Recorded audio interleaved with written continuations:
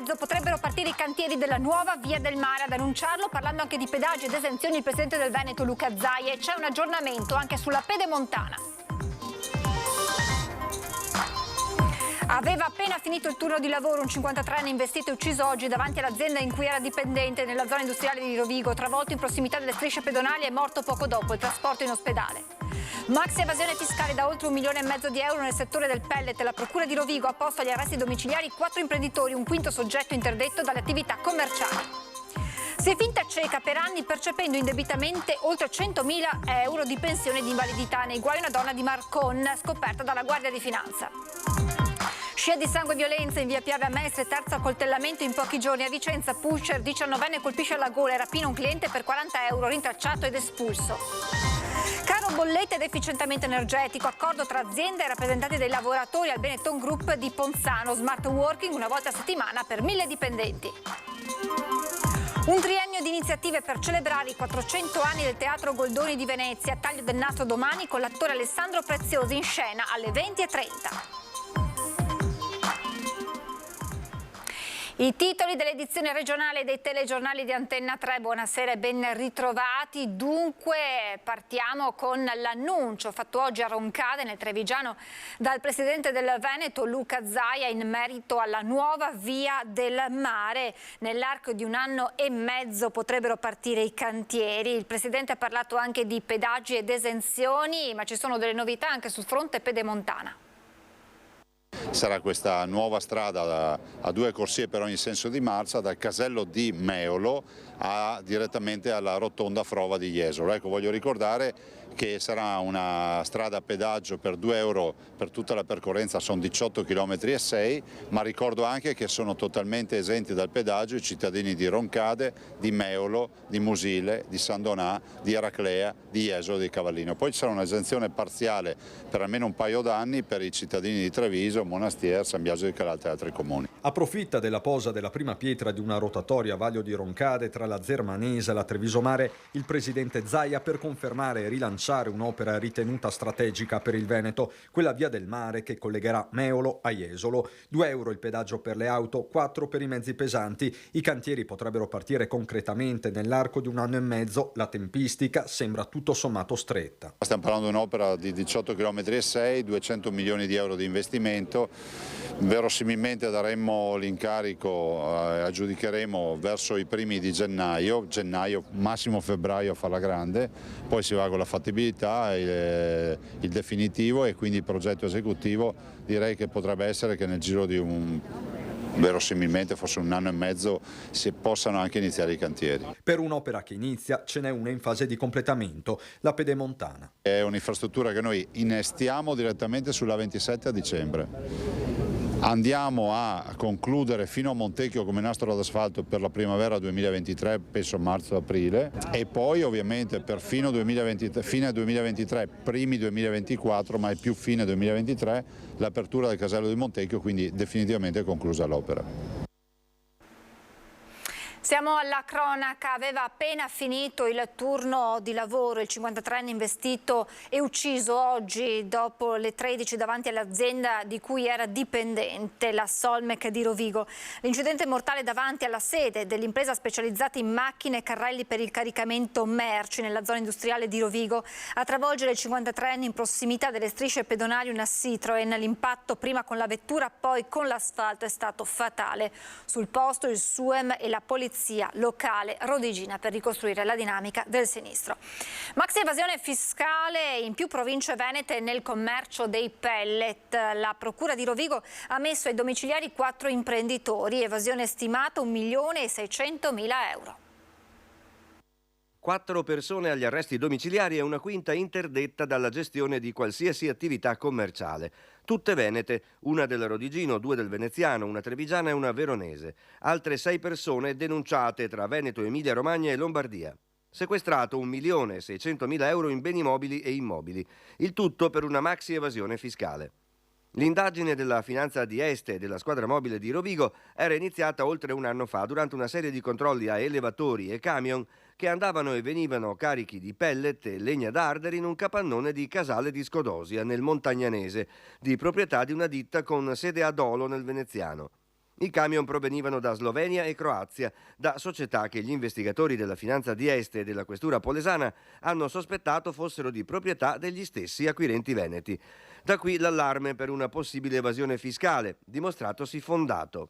Le fatture venivano emesse ma erano quindi false, le imposte non venivano versate e sul mercato la ditta, con sede in provincia di Treviso e base appunto a Casale di Scodosia, poteva vendere i pellet a prezzi più bassi. Altre 2 aziende del Rodigino servivano soltanto a ricevere fatture false. Sarebbero riconducibili a un imprenditore di 75 anni, residente in provincia di Rovigo, da poco sottoposto ai domiciliari su richiesta della Procura di Brescia, per associazione per delinquere finalizzata, tra l'altro, alla commissione di reati tributari per agevolare una cosca 'ndranghetista del Crotonese. Dunque avete sentito un'evasione fiscale pari a quasi 1.600.000 euro, quella appunto rilevata dalla Guardia di Finanza di Padova, che ha stimato un volume d'affari milionario per questi commercianti del pellet. Per quanto riguarda le fatture soggettivamente inesistenti abbiamo accertato che erano circa oltre 4 milioni di euro. Per quanto riguarda invece le fatture oggettivamente inesistenti si parla di circa 1,5 milioni, 2 milioni di euro. Il vantaggio fiscale è per l'impresa che emetteva fatture per merce che commercializzava ma che poi andava a destinazione di soggetti che non erano i suoi reali clienti. Ometteva il versamento delle imposte. Omettendo il versamento delle imposte consentiva ai clienti finali di acquistare questi prodotti, che sono pellet e legname, a un prezzo più vantaggioso rispetto a quello che viene normalmente praticato sul mercato e quindi a generare una concorrenza sleale. Per quanto riguarda invece l'ipotesi di merce che non è stata mai ceduta, quindi di fatturazione oggettivamente inesistente, il vantaggio fiscale è dato dalla possibilità ovviamente di beneficiare di un costo e di un'IVA che viene ovviamente poi riportato nelle dichiarazioni di chi annota le fatture e ovviamente quindi riducendo il carico fiscale conseguente. Torniamo a Roncade, dove il Presidente Zaia, oltre ad aver parlato delle novità legate alla Via del Mare e alla Pedemontana, è intervenuto anche in merito al tema dell'IRPEF e ha detto l'addizionale regionale non è in cantiere. E poi ha parlato anche di tetto al contante dopo le parole ieri di Giorgia Meloni. All'attacco l'opposizione con il segretario Dem, Andrea Martella.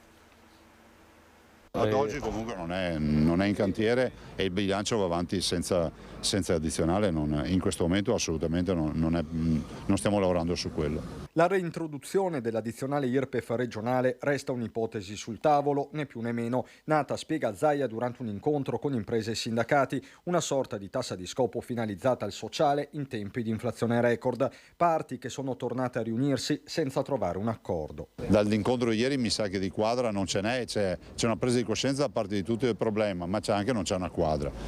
Verosimilmente però è pur vero che si è insediato un nuovo governo, ho avuto modo di parlare con il ministro Giorgetti in questi giorni e anche ieri, è auspicabile che ci sia comunque e ci sarà un intervento importante per comunque le difficoltà delle famiglie. All'attacco il Partito Democratico del Veneto. Zaia con questa storia dei ragionamenti rischia però di mettere un po' di confusione. Io vorrei ricordargli che lui è il presidente del Veneto, che spetta a lui fare le proposte. Sullo sfondo l'innalzamento del tetto al contante preannunciato al Senato dalla Premier Meloni. È musica, perché dimostra che questo governo ha un approccio diverso, che non considera ladri tutti quelli che vanno a fare la spesa. Alzare così in modo eccessivo la soglia del contante rischia di creare appunto una maggiore evasione fiscale. E torniamo alla cronaca. Si è finta cieca per anni, percependo oltre 100.000 euro di pensione di invalidità. È stata scoperta dalla Guardia di Finanza una donna di Marconna. La Guardia di Finanza di Venezia ha scoperto e denunciato alla Procura una donna di Marcon che avrebbe simulato per 8 anni una totale mancanza della vista, percependo erogazioni assistenziali da parte dell'INPS per una somma complessiva quantificata in oltre 100.000 euro. In particolare, i militari del secondo nucleo operativo metropolitano hanno acquisito e esaminato la documentazione posta a corredo dell'iter di riconoscimento legale della malattia, culminato nel 2015 con una diagnosi di cecità assoluta. Le attività di pedinamento però hanno permesso di verificare come in realtà la donna fosse perfettamente in grado di compiere azioni di vita quotidiana non compatibili con la cecità, come l'accesso a esercizi commerciali e la selezione accurata dei prodotti dopo averne letto attentamente prezzi ed etichette. Restiamo nel veneziano con l'ennesimo episodio di violenza in via Piave a Mestre. Un uomo accoltellato è entrato sanguinante in una farmacia del quartiere chiedendo aiuto tra gli sguardi terrorizzati di clienti e passanti. È entrato un ragazzo di colore in farmacia e chiedendo aiuto perché era stato accoltellato alla schiena. E poi sangue, urla e paura. Sembra la scena di un film horror, invece sono i titoli di coda dell'ennesimo accoltellamento a Mestre, il terzo nel giro di pochi giorni. Ieri, da poco passate le 18, quando un giovane straniero è entrato sanguinante in una farmacia di via Piave con una profonda ferita alla schiena tra le due scapole. Chiamata l'ambulanza, l'uomo è stato fatto sedere al di fuori della farmacia, accompagnato da alcuni suoi connazionali e dallo sguardo terrorizzato di clienti e passanti. A pronto intervento. Per chiedere aiuto dopo essere stato accoltellato. Non sappiamo esattamente dove. E un indizio ci porta verso i giardini di via Piave. Infatti, poco prima delle 17:30 sarebbe cominciata una rissa tra due gruppi di spacciatori nigeriani a colpi di bottiglie e lame. Un regolamento di conti o una rivendicazione della zona di spaccio? Quel che è certo è che residenti e commercianti vivono tutti i giorni nel terrore e nella paura, con l'unico desiderio di tornare a respirare sicurezza, ma soprattutto normalità. Cosa chiediamo? Quello che chiedono un po' tutti è di avere più sicurezza, più controlli, avere insomma una situazione dove si possa fare il nostro lavoro, la nostra vita senza essere interrotti da questi episodi sicuramente poco piacevoli. Violenza anche a Vicenza con un 19enne ghanese pregiudicato che ha aggredito e accoltellato alla gola un cittadino straniero. Il giovane è stato denunciato ed espulso. Sanguinosa aggressione all'alba. Uno spacciatore tira fuori il coltello, aggredisce e colpisce alla gola un acquirente con l'obiettivo di rubargli il denaro, 40 euro, dandosi poi alla fuga. Immediato l'intervento delle pattuglie della squadra volanti inviate in emergenza in via Rattazzi e poi in viale San Lazzaro. È qui che il cittadino serbo, noto alle forze dell'ordine, è stato minacciato da un cittadino ghanese nell'atto di acquistare cocaina. Prima spintonato e nel tentativo di divincolarsi, colpito con un coltello e ferito al viso e alla gola, tagli al volto e al collo che i medici hanno giudicato guaribili in 15 giorni. Si tratta di persone conosciute che gravitano nel mondo dell'uso e dello spaccio di sostanze stupefacenti. Siamo intervenuti immediatamente e grazie anche all'indicazione poi fornita dal titolare di un esercizio pubblico siamo riusciti ad individuare l'autore di questo reato e quindi poi poterlo denunciare e sequestrare l'arma che è stata utilizzata. Rintracciato nelle vicinanze, lo spacciatore, 19enne ghanese con a carico numerosi precedenti penali per rapina e altri reati, è scattata la denuncia per rapina aggravata e lesioni e un ordine di allontanamento dal territorio nazionale. È importante che sul territorio non si strutturi la presenza di persone che non hanno titolo per permanervi, soprattutto poi se queste persone sono solite vivere compiendo reati.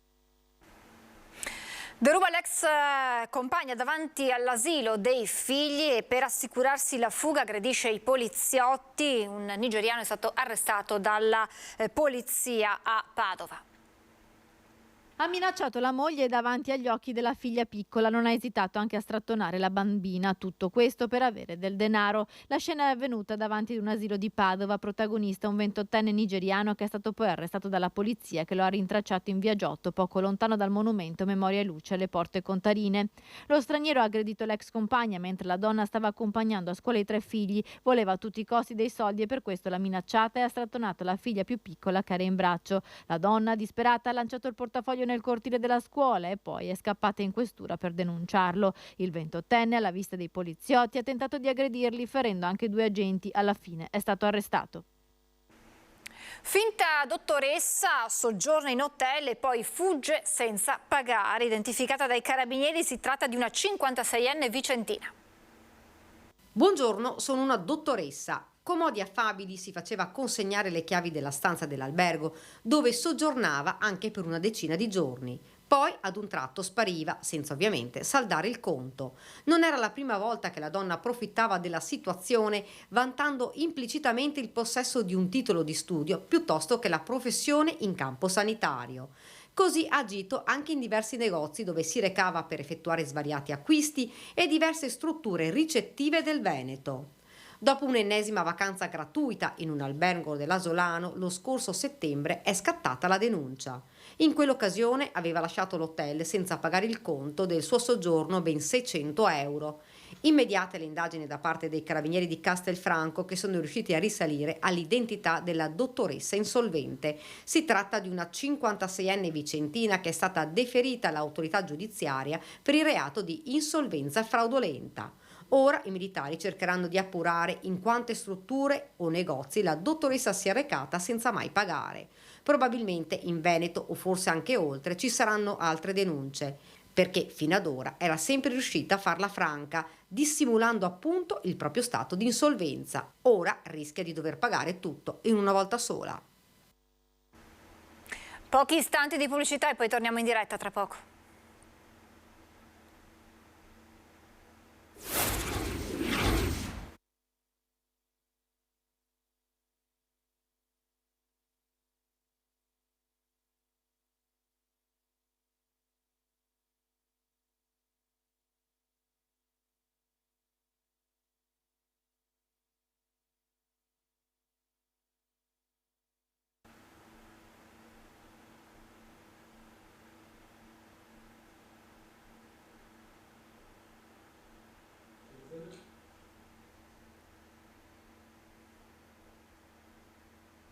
Rieccoci in diretta. Un intergruppo parlamentare che lavori sul tema della salute mentale e dei provvedimenti strutturali da intraprendere per affrontare il tema a livello nazionale. A promuoverlo la Dem trevigiana Rachele Scarpa. Dalla pandemia in poi il disagio psicologico ha assunto un ruolo di primo piano quando si parla di salute e alcuni degli ultimi drammatici episodi di cronaca in Veneto confermano come il problema vada affrontato con urgenza. Rachele Scarpa del Partito Democratico, la più giovane deputata di questa legislatura, è la promotrice di un intergruppo parlamentare per la tutela e la promozione proprio della salute mentale. Un intergruppo parlamentare è un luogo di discussione informale tra parlamentari dove si ragiona insieme di che iniziative mettere in campo. Io penso che servirà sicuramente un'iniziativa di natura legislativa che punti da un lato a rendere strutturale il bonus, ma anche a ragionare di qualcosa che abbia un carattere più universale. Penso ad esempio allo psicologo di base, e poi ci dovrà essere un'iniziativa di natura culturale. Un'indagine di Rete Studenti e Sindacato Pensionati CGIL su un campione di 30.000 studenti rivela come 9 ragazzi su 10 si portino addosso conseguenze dall'isolamento forzato imposto dal Covid. Occorrono provvedimenti strutturali da parte dello Stato che potrebbero scaturire proprio dal confronto all'interno dell'intergruppo. Aggiungo che stanno già arrivando le prime adesioni e che con mia grande felicità sono adesioni da tutto l'arco politico, quindi penso che ci potremo occupare del tema con trasversalità, senza preclusioni ideologiche e rispondendo veramente in modo concreto a un problema che riguarda tante troppe persone. Caro bollette ed efficientamento energetico, smart working una volta a settimana per 1.000 lavoratori di Benetton Group. Da domani fino al 14 aprile 2023, ogni venerdì per circa 1.000 addetti di Benetton Group delle sedi di Ponzano Veneto, Castrette di Villorbe e della vicina fabbrica scatta lo smart working. È quanto deciso in accordo con RSU e sindacati. Lo scopo del provvedimento, come spiegato nella stessa intesa, punta sulla necessità di efficientamento energetico. L'accordo sullo smart working, riducendo l'orario di lavoro in azienda a 4 giorni la settimana, rimanendo a casa il venerdì, è un ottimo strumento chiaramente per la riduzione dei costi energetici.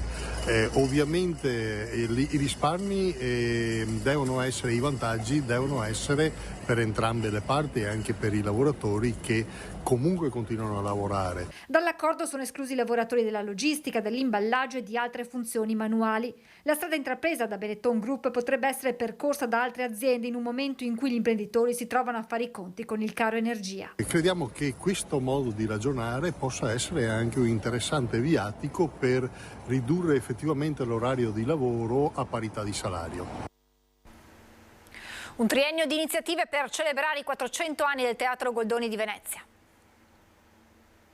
Sarà Alessandro Preziosi a dare il via domani sera alle celebrazioni per i 400 anni del Teatro Goldoni, con lo spettacolo Goldoni e Goldoni, il gioco della memoria, scritto e diretto da Tommaso Mattei. Celebrare questo teatro per me vuol dire proprio questo, raccontare la rassicurante instabilità che vive Venezia attraverso il teatro.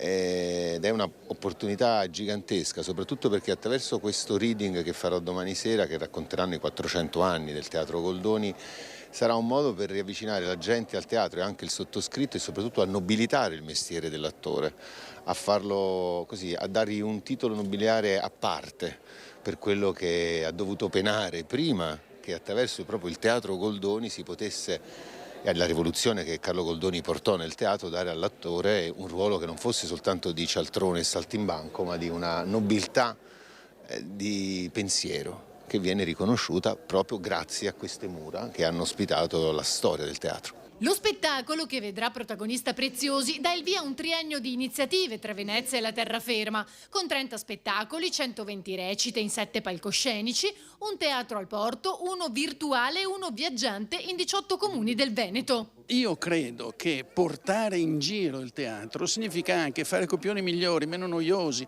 Spesso andare a teatro è di noia mortale, invece bisogna che tutti si abituino al fatto che bisogna ridere a teatro, bisogna riflettere a teatro, ma bisogna anche divertirsi a teatro. Il programma è stato realizzato in collaborazione col Comune, presente anche il sindaco Brugnaro alla presentazione odierna al teatro e la Regione. Per noi è sicuramente una bella occasione anche per dare uno slancio, uno sguardo positivo rispetto al futuro, al mondo dello spettacolo, che naturalmente ha conosciuto anni difficili con il Covid. C'è stato questo trauma, questa interruzione di un rapporto con il pubblico, è un filo che va riallacciato e riannodato quanto prima, quindi è anche per noi l'occasione per rilanciare i nostri teatri e lo spettacolo dal vivo.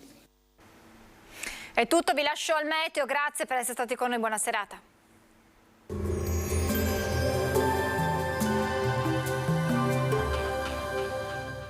Cooperativa Agricola Volpago offre carne fresca di prima qualità. Ci trovi a Volpago del Montello, Pieve del Grappa, Tre Baseleghe e presso lo spaccio del contadino a Dolo e Massanzago. Benvenuti al meteo. L'alta pressione continua a comandare il tempo sull'Italia, dunque nessuna novità di rilievo rispetto ai giorni scorsi. Il dettaglio di venerdì 28 ottobre. Sul Veneto non sono attese precipitazioni. Nella prima metà di giornata nebbie sparse in pianura e nelle valli prealpine in dissolvimento di mattina. A seguire sarà decisamente più soleggiato. Temperature senza variazioni, minime tra 7 e 13 gradi, massime invece comprese tra i 21 e i 24 gradi. Spostiamoci ora sul Friuli Venezia Giulia. Anche qui cielo in prevalenza sereno o al massimo con qualche velatura. Possibili foschie al mattino e poi nuovamente la sera. Temperature minime sui 12-17 gradi, massime intorno ai 21-23 gradi. Infine diamo uno sguardo al Trentino Alto Adige, dove il tempo sarà soleggiato ma con il transito di nubi alte, a tratti anche intense. Temperature minime intorno ai 7-8 gradi, massime sui 25 gradi, dunque molto gradevoli. Dal meteo per ora è tutto, vi auguro un buon proseguimento in nostra compagnia.